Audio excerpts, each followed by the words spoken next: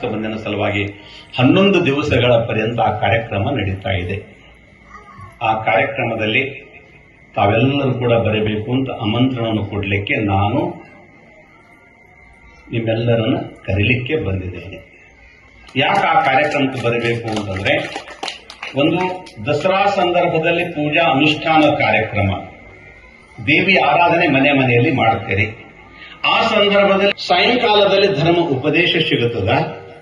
ಬಹಳ ಸುಂದರವಾಗಿರತಕ್ಕಂಥ ವಿಷಯ ಇದೆ. ತರುಣನ ಬದುಕಡತಕ್ಕಂಥ ವಿಷಯ ಇದೆ. ಸಾಮಾಜಿಕ ಸಾಮರಸ್ಯವನ್ನು ಹೇಳತಕ್ಕಂಥ ಬದುಕಿದೆ. ಧರ್ಮ ಅಂದ್ರೆ ಏನು ಅಂತಕ್ಕಂಥ ಹೇಳತಕ್ಕಂಥದ್ದಿದೆ.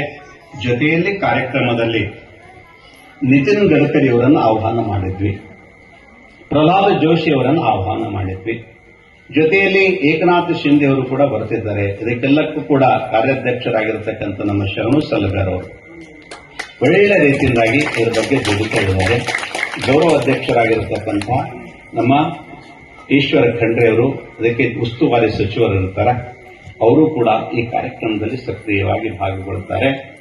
ಜೊತೆಯಲ್ಲಿ ಹಾರಕೂಡಿನ ಪೂಜ್ಯರಿರ್ತಾರೆ, ನಾನಿರುತ್ತೀನಿ, ಪೂಜ್ಯರಿರುತ್ತಾರೆ. ಜಿಲ್ಲೆಯ ಎಲ್ಲಾ ಮಠಾಧೀಶರನ್ನ ಆಹ್ವಾನ ಮಾಡ್ತಾ ಇದ್ದೀವಿ. ನಾನು ನಿಮ್ಮನ್ನು ಯಾಕೆ ಕರೀತಾ ಇದ್ದೀನಿ ಅಂತಂದ್ರೆ, ಕಾರ್ಯಕ್ರಮಕ್ಕೆ ಬರ್ರಿ. ಕಾರ್ಯಕ್ರಮದಲ್ಲಿ ಗುರುಗಳ ದರ್ಶನ ಆಗುತ್ತೆ. ಯಾಕಂದ್ರೆ ನೀವು ನನ್ನ ಗುರುಗಳಂತೀರಲ್ಲ, ನನ್ನ ಗುರುಗಳಂತೆ ಕರೆದಿರ, ಸುಮ್ಮನೆ ಮತ್ತೇನ್ರ ಏನ್ ಲೀಡರ್ ಅಂತ ಕರೆದಿರಿ, ಗುರುಗಳಂತೆ ಕರೆದಿರ, ನನ್ನ ಗುರುಗಳಂತೀರಿ.